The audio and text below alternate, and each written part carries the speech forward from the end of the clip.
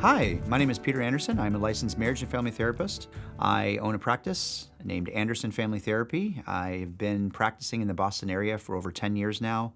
Love what I do. I am so excited to answer some questions from Herman, my colleague and videographer, and want to say hello. So, yeah, welcome aboard. Hope to answer anything here. The first question is, what are some external as well as internal signs that you observe in a relationship that's having trouble?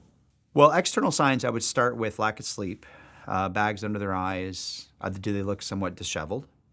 External signs, how are they sitting in my room? So I have an office. My office, there's a couch right behind me, and then there's a chair right over here. Often, and I sit right over this way. And if a couple is pretty distant, I take that into consideration. My first session, I'm often looking at just like how they view one another. I'm a pretty good. I could recognize contempt pretty well, and you could see that the glaring is if there's any glaring, or if there's a lot of intimacy. So that's where I kind of I kind of look at. But those are external signs that I often will look for. Internal signs, hopelessness. I guess a sense of just lack of curiosity toward anything what the other partner has already said or says. A determination to end the relationship rather than any kind of like desire to maybe reconcile. So that's when I start saying, okay, wow, this couple's, they're not good, they're not well. We're gonna have to do some real work and dig up some things. So that's often what I'm looking for as a marriage therapist. The next question is, how important is trust in a relationship, and how can you build it and maintain it? Trust is key. I mean, if I can't trust you, then everything I think about you is going to be from an advantage where you want to harm me. And so that's not good. So if I don't trust a person, I can't even argue with them very well. I am going to look at them. I'm going to be suspicious of what they're saying. If what they're saying is, quote, what I want to hear, or quote, true for me, I'm still in the back of my mind thinking, what do they really mean by that? So I'm questioning their motives and their intentions. That's gonna really do a lot of damage to a relationship. I mean, look, if you've broken trust in a relationship, take full responsibility for that. I mean, if you lied and you told a blatant lie to your partner, come clean. Just really come clean. Tap out. So what I mean by that, like in jiu-jitsu, sometimes you just get tapped out because the person's you're getting strangled, and it's actually okay because you're going to fall asleep if you don't. In something like that, if you've told a lie, goodness, tap out. All right, take responsibility, full responsibility. Don't try to blame. Please don't tell the person that this happened, and that's why I did that. You're not going to earn any trust from your partner at all. Because here's the thing, your partner knows whether or not you're lying, and they also know whether or not you're really coming clean.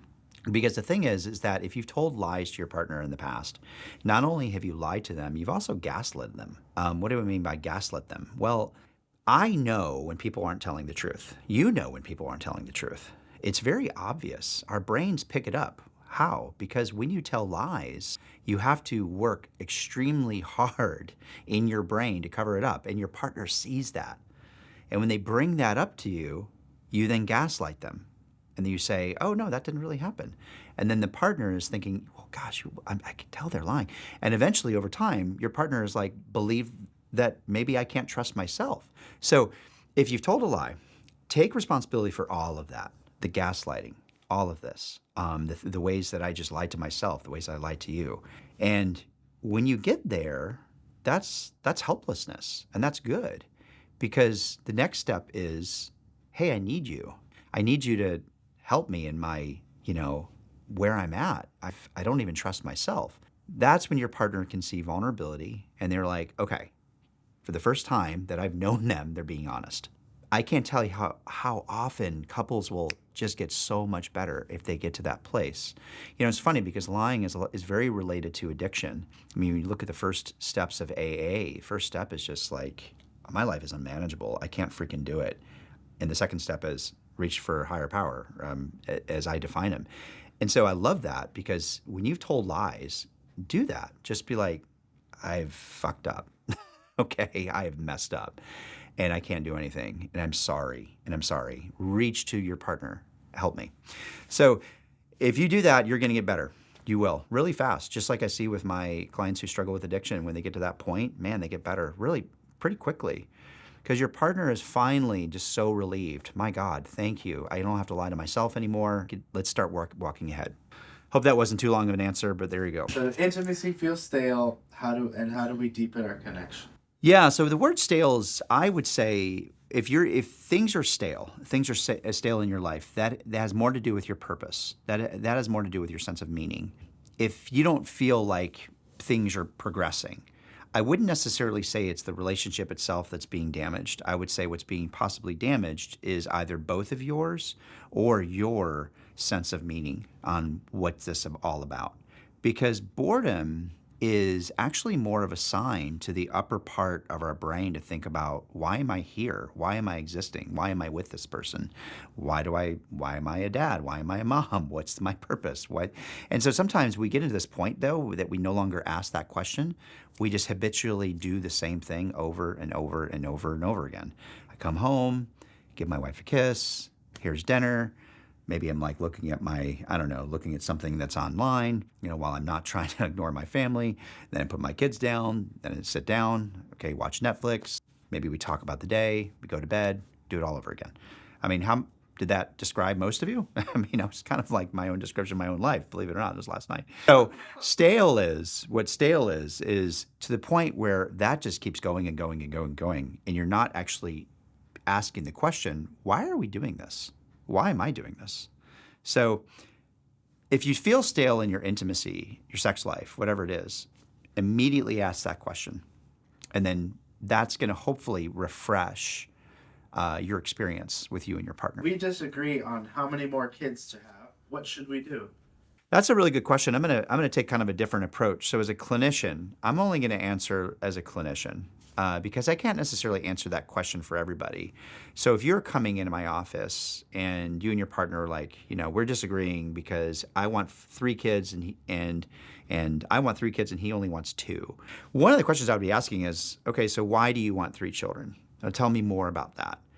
Is this because you want to, serve your church more? Is there a sense of fear that you might lose one of your children? Sometimes we'll see, actually hear that. Is it because I came from a big family? I would just love to hear that. And for this person, I might ask, okay, tell me why it's only the 2. Is that also a sense of fear? Because maybe the last pregnancy was very, very hard. I know somebody I'm thinking of right now, their child has had like a lot of illnesses, quite a bit. And it was so exhausting on them. And she wanted a third, and he just didn't, mainly because of just how the emotional, psychological toll of their child being sick all the time.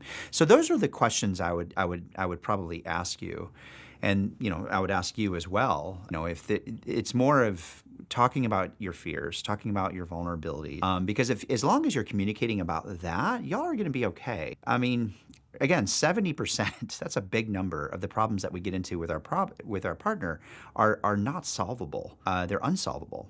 And so this might be one of those unsolvable issues, but as long as you're letting each other in, you're going to be all right. You're going to be all right. The couples I worry about are just they're bitter and they're angry and they're not talking. They just assume they're the other one and just being selfish or harmful, and that's where you don't want to be. Well, thank you again. If you like these videos, we have more. We also have courses. Just click on the link below, and we hope to see you again next time. Thanks for joining us. Start your journey to a deeper connection today. Engaging courses, insightful blogs, and resources await to enrich your relationships. Visit AndersonFamTherapy.com now.